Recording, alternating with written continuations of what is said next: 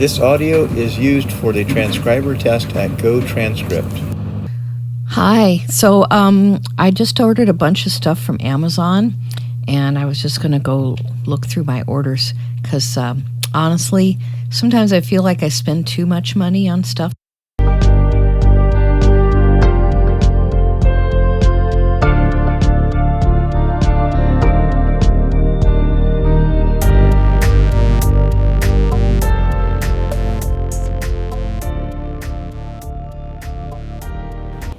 This audio is used for the transcriber test at GoTranscript. Hi.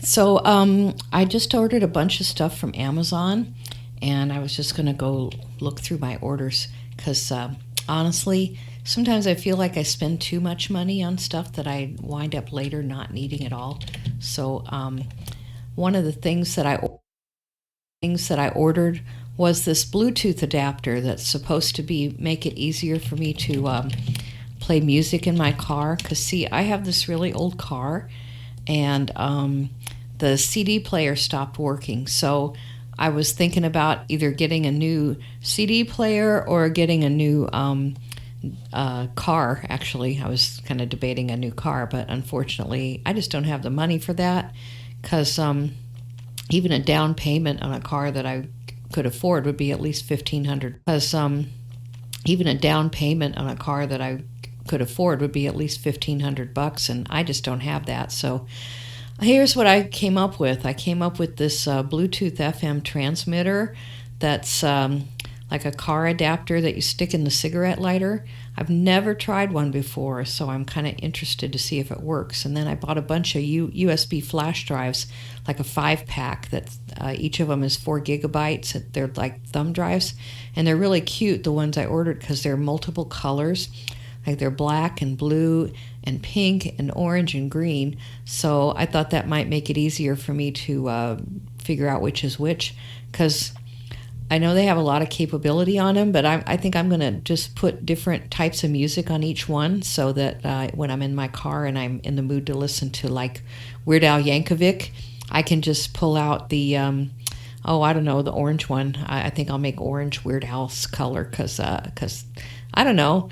I like Weird Al. Anyway, I don't know if you've ever heard him, but he plays the accordion and he writes parodies of songs, and he's been around since the 90s or maybe the 80s, I don't know. But anyway, so I'll have Weird Al, and then I'll have some sentimental crap like Enya and John Denver and stuff like that on another one, and you can see what I'm talking about, right? So then on a completely different note, I ordered this de-shedding tool for my cat. See, we have 2 cats, and one of them has just super long hair, and he's always getting fleas and stuff in the fur, and we give him flea treatments. But because he's indoor-outdoor, he still gets fleas. So this is called the Furminator 1073-0. It's a long hair de-shedding tool for cats. And Furminator is the name of it, like Terminator, only fur instead. So my vet recommended it, so I'm going to give it a try and see if it helps our cat to feel a little better this summer. And then this is something completely different. See, I've been making popcorn at home, but the problem is with popcorn, it really doesn't taste that good to me unless it's got hot melted butter on it. But hot melted butter just adds tons of calories and fat to your popcorn, and the whole idea is for it to be like a diet food, right? So I was reading online that there's a way to take a smaller amount of butter and mix it somehow with water. I don't know. I'm going to have to look at the videos, but you put it in a spray bottle, and then you can just, spray a little bit on your popcorn and then sprinkle some other flavorings like ranch dressing powder or something like that.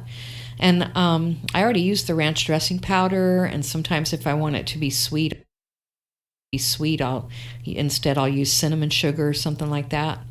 But if the popcorn is dry, it just all seems to fall to the bottom of the bowl. So I'm interested to see how that'll work. This audio is used for the transcriber test at GoTranscript.